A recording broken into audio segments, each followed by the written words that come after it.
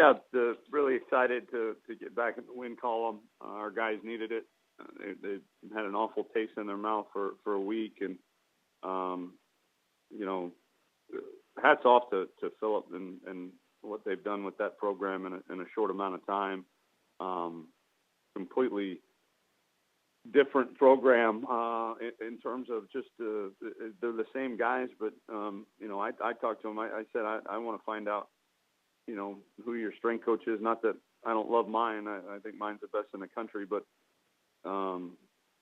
obviously he's done wonders there with the same personnel basically as the team he had last year, but they're playing so much more athletically. They're hitting harder. They're playing more physical. So our guys were it's hard to win football games. It's hard to win football games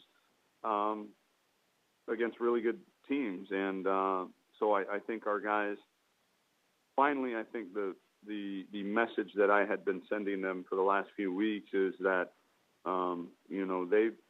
they've worked so hard to gain the notoriety and respect on a national level that they have, that they're going to get everybody's best shot.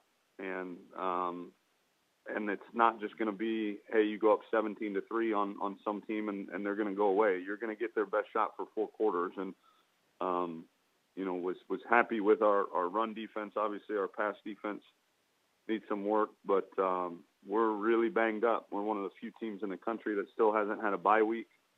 Obviously, I hate the scheduling that SMU gets a bye week right before they play us. That doesn't seem very fair to me. I'm not sure how to fix it, but we've got to push through. We're very banged up right now. We've got a lot of injuries, and there's a lot of second teamers playing on defense there towards the end of the game, guys that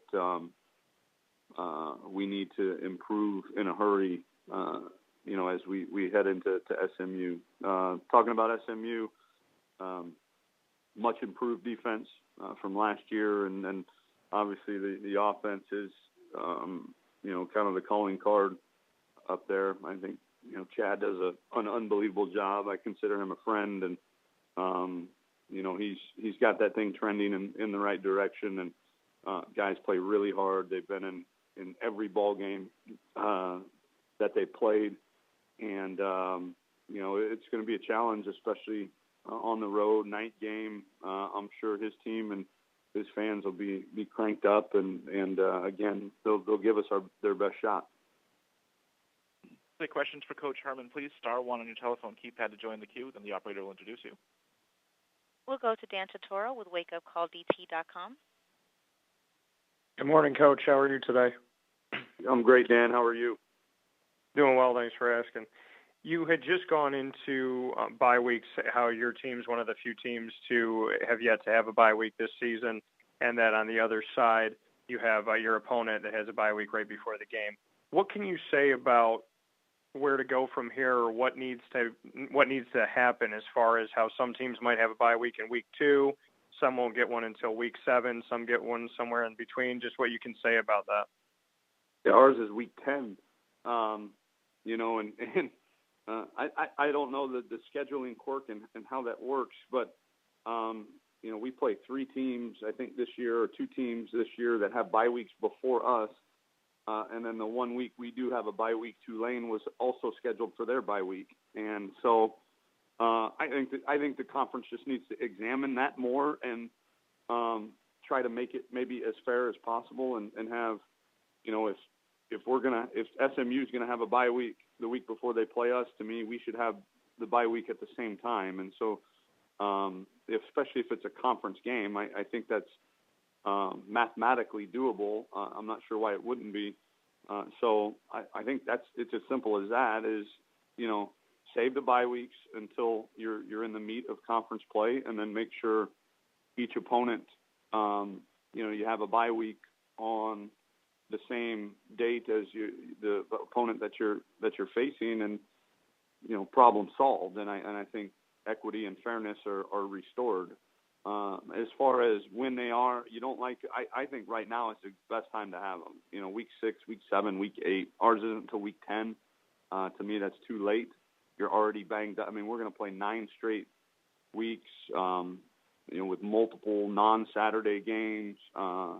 You couple that with training camp, 3.5 weeks of training camp. That's 12.5 straight weeks of football without a week off. And to me, that's not real good for the health of your team. So you asked how I would solve it. I would look at the schedule. You're in the meat of this. Nobody gets a bye week till you're in conference play, and then each opponent for the following week has a bye week the week before, and I think the problem would be solved. And then as far as what you've been able to do with Houston, Tom, in your short time there, has really been a huge piece of the American being in the top 25 and being high in the top 25 as kind of the torchbearer in a lot of ways for the conference, knowing about all the stuff going on outside with the Big 12 and the conversation and what could come of things. How do you handle that as a coach with your players, and how do you go about the conversation knowing that you're representing the American very well, and at the same time there's all this Big 12 talk that's going on?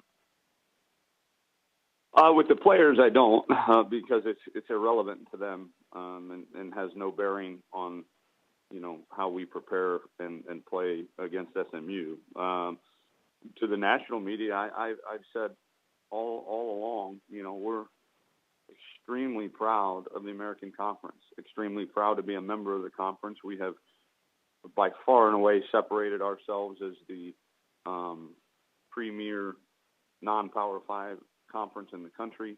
To me, there's the Power 5, there's the group of 4, and then there's us, the American Conference. And, barring a miracle season, undefeated season with quality wins, from some team in the Mountain West, or I guess that would probably be the only thing, even close to the American Conference. You win the American Conference, you're going to a New Year's Six bowl game. So the path to national relevance through our conference is as good as it gets in the country, and we're proud to be a part of it. Thank you, Coach. I appreciate it. Yep. We'll now go to John Ontavilla with the Hartford Courant. Hello, Tom. In relation to that question, I'm just wondering if you're nervous at all or have any anxiety at all about what's going to happen tonight in Dallas with the Big 12 and how important you think that decision is ultimately to the future of Houston football.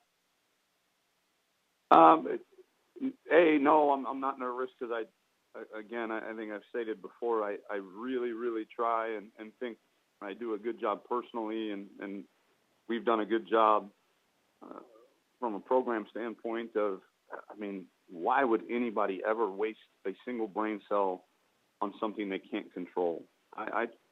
I try like crazy to focus all of my energy, all of my opinions, all of my thoughts on things that are within my control. If it's not in my control, then it's a waste of time for me to even think about it. So I haven't thought about it as far as it pertains to Houston football. I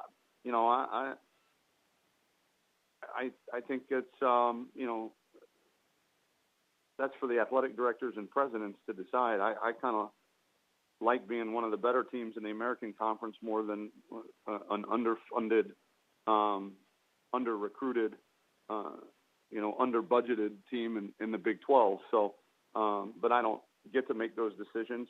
And I know that's a process. But if you waved a magic wand right now and said you're in the Big 12, that's what we would be. We would have not as good of players, not as good of facilities, and not as good a budget as the other members of our conference. And to me, that doesn't lend itself to parity very well. But and we like winning around here. So we're really happy where we're at, and we'll let the presidents and boards of regions and politicians decide all the rest. Thank you so much, Coach. Sure. Coach, we thank you for your time today. We look forward to hearing from you again next Monday. All right, guys. Thank you. All right. Thanks. Coach Tom Herman.